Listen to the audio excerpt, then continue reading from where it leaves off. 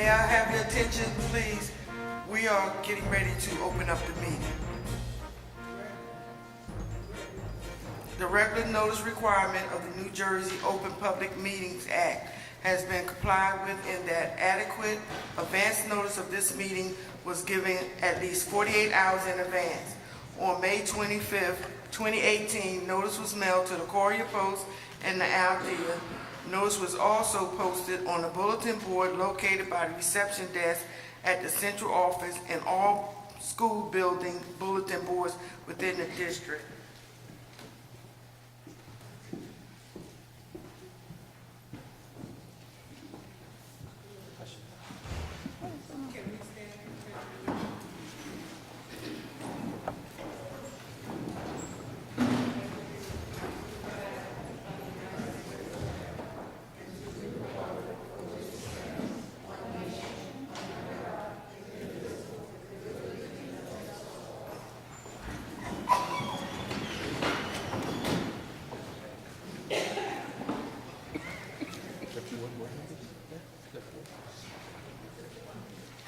I would like to turn the meeting over to the board secretary.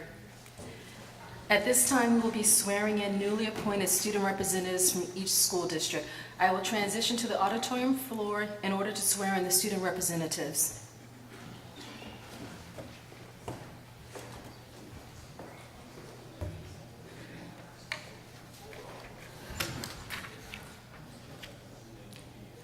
When I call your name, please stand. If you could stand right up here, that would be great.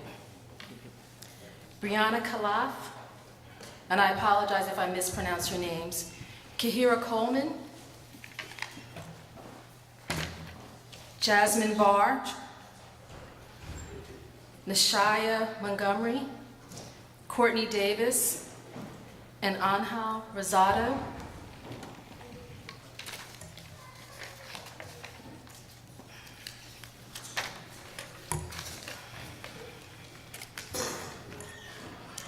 Congratulations to all of you.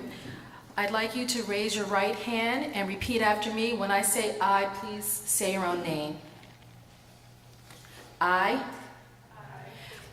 affirm that I will support the Constitution of the United States and the Constitution of the State of New Jersey, and that I will bear true faith and allegiance to the same and to the governments established in the United States and this state under the authority of the people. I affirm that I possess the qualifications for a student representative of a Board of Education, and that I will faithfully, impartially, and justly perform all the duties of that office according to the best of my ability. And I want to congratulate you all again and ask you to please join me on the platform at this time. Thank you. Now that the student representatives have been sworn in, we'll now take the roll call. When I call your name, please say present.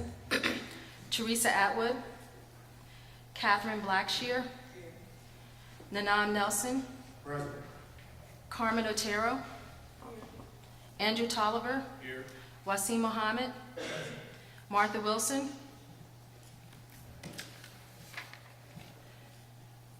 I'm now going to call the names of the student representatives.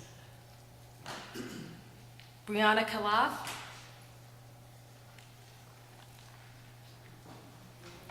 can you say present? Oh, she's here? Oh, okay. I don't know.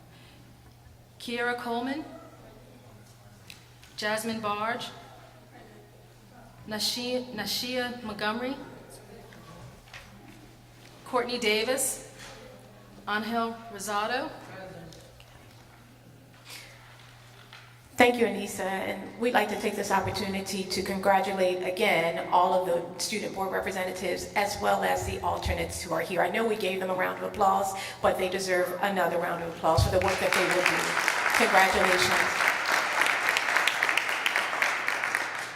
And I'd like to now open the floor for comments or any congratulatory comments to the student board reps. I'll begin by saying that it was a pleasure having our first inaugural luncheon together to be able to hear from our student board reps representing our high schools. They are bright, they are intelligent, they are articulate, they're ready to go, and they know that we expect them to share with us what their experiences are so that we can all work together to ensure that they get exactly what it is that they need. So I want to again, as your acting superintendent, say thank you, and thank you for the time that you spent in preparing, and I look forward to many more. Any other comments for the student board reps?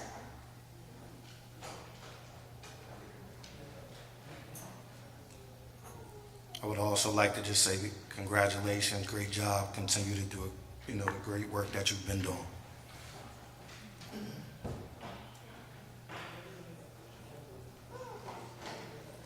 Okay, and at this time, I'd like to ask board members and our student representatives and staff to transition to the audience for our monthly superintendent's report.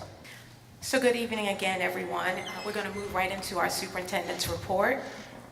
And before we begin with any other official business or share outs, just to make sure you are aware of what has happened since we met last, we want to take this opportunity to pause for a moment of silence. Please join me in a moment of silence to reflect on the lives of two students we lost this month. Creative Arts 8th grader Jose Crisostomo Flores and Daquise Young, a 2018 graduate of Woodrow Wilson High School. I ask that you keep a third student, a middle school student from BPLA, who is on life support currently, in your prayers. The families of these students and the school communities are hurting. We thank you. We'd like to say thank you to the staff working to help students dealing with such traumatic losses. So at this point, if we could just pause together for a moment of silence for those individuals.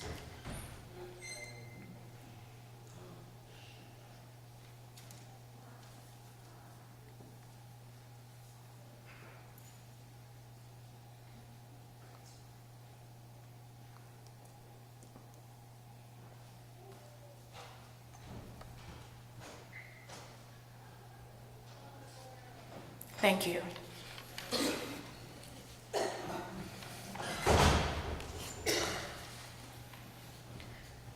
So since launching the strategic plan last month, I will now focus on board meeting updates on the 4 priority areas I've identified for our district. Just as a recap and sharing the strategic plan, the 4 key priority areas that our work as a district are hinged upon are accelerating student achievement, ensuring a great teacher is in every classroom, leveraging all available resources to ensure 21st century schools are built for success, and last and most importantly, not least, putting students first. So under the first priority, and each board meeting, we will share updates in each of these priority areas so that our strategic plan is a living document and it's not something that's just words, but we are able to give you an update in each of the areas. With regard to accelerating student achievement, we are pleased to share with you again that our Gifted and Talented program is up and it is running at H.B. Wilson and Caddo School. They began their Gifted and Talented program on October 15th. Marine life is the first area of projects-based study. This unit will end with the students creating a project that demonstrates their research and development strategies used for learning about a specific marine animal.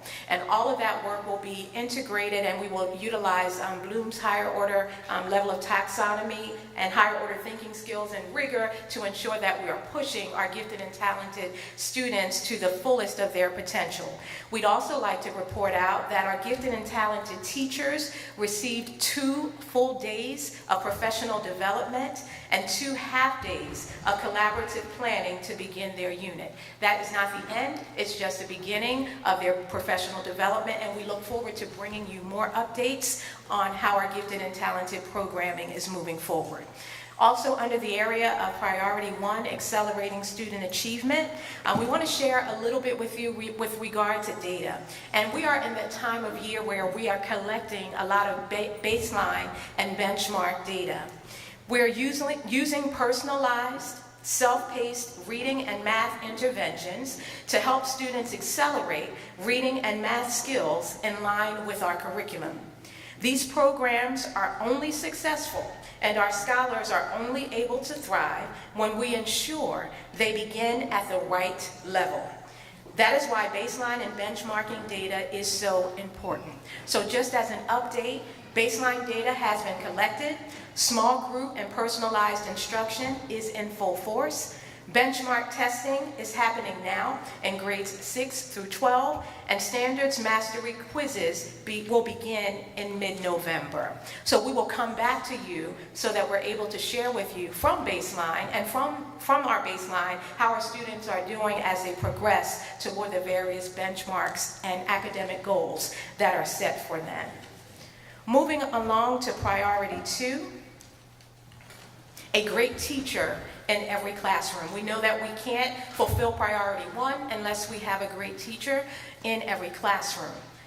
This month, our school support team ensured over 25 learning sessions were available to school-based staff during our October Professional Development Day. And School Leader PD, principals, and lead educators are looking at least 3 data points to better inform their immediate next steps for improving teacher practices.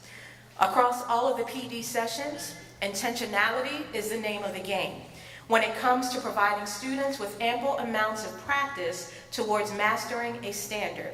We are all focused on planning and executing with intentionality. So again, focusing in on those 3 data points, ensuring that our teachers are having conversations throughout, data-driven decision-making is occurring, is so very critical to us being able to fulfill the goal of ensuring that our teachers have what they need in order to deliver on what we are asking them to deliver upon.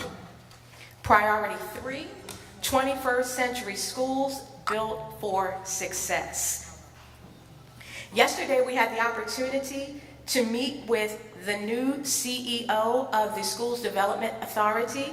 She came down from Trenton, Lizette Delgado, and she not only did Ms. Delgado come down, but she brought her entire team. We toured the district's highest needs buildings. We received a commitment from the Schools Development Authority to begin temporary repairs to the Forest Hill roof immediately, before the roof is replaced in full this summer. So originally, we were approved for work on the roof at Forest Hill, and it has been signed off, but we were told that the work could not begin until the summer months because it would interfere with students' continuity of instruction. So we are pleased that the SDA is working with us to begin the work and to provide 2 phases of the work so that the work on the roof at Forest Hill can begin and the bulk of the work can be completed during the summer months when there are no students in the classroom. In addition, the SDA is committed to support Camden District schools, and we discussed the needs at Yorkshire, Woodrow Wilson, Cream, Coopers Point, Hatch, and many other schools. So not only did we have a meeting in the conference room at Central Administration with our team and the team from Trenton, but we also took a tour and went to various schools to see the floor at Yorkshire, to see the floor at Camden High School, to see, we didn't get on the roof, but we were made aware of and were able to see from inside the building the impact of the water infiltration coming into the building in many areas. So it was a definite worthwhile visit, and we are looking forward to working with the team from SDA, along with the CEO, to move these projects forward. Also, in alignment with Priority 3, 21st Century Schools Built for Success, we wanted to provide you with an update on the new Camden High School, which is set to open in fall 2021. As you can see, the inset there, again, is a picture of myself along with some of our team members and the team from the Schools Development Authority, and the image of Camden High School as we will see it materialize. During my meeting with the new CEO of SDA, Ms. Lizette Delgado, we agreed to some critical next steps for building a 21st century Camden High that serves students and the community. I want to provide this update. In August, the SDA awarded $99,585,000 to a design-build contract to Ernest Bach and Sons Incorporated to construct a new Camden High School. So the good news there is that the project has moved forward, and that $99 million plus has been delegated, and a project design builder has been selected. The contractor has a great record in local hiring and is committed to putting Camden residents to work. During this meeting, Ms. Delgado also committed support to local hiring for the construction of the new Camden High School. The SDA is going to come to Camden again before December, before the winter break, for a full community meeting to update residents, parents, and students about the school's design and timeline for completion. As soon as we have more information to share on the local hiring aspect, it will be posted on the Camden High pages of our Camden School District website and shared with families through the Family and Operations Coordinator, so that our parents and community members can benefit from work that is produced by having a new building constructed in our town. Priority 4, which will round out our updates in our 4 priority areas, also is connected to facilities. But this update has to do with our vacant facilities. Each year, our vacant properties, and they are listed on this slide for you to see, and if you can't see it, we do apologize. We'll make sure you're able to get the information. Each year, our vacant properties cost the district nearly $500,000, $500,000 in insurance and related costs that could go to the classroom. Again, I want to underscore, $500,000, $500,000 that could be repurposed and reutilized for after-school programming, for books, for many different things. And that money is going to the insurance on vacant properties.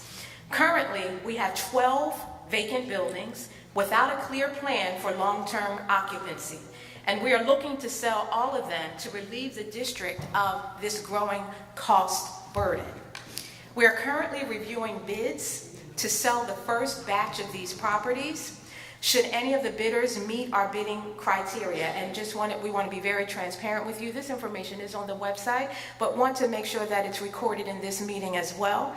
The bidding criteria include the following areas: ensuring the buildings will provide community benefit, evidence that buyers will have the capability and the capital to make significant investment, and structural and environmental remediation.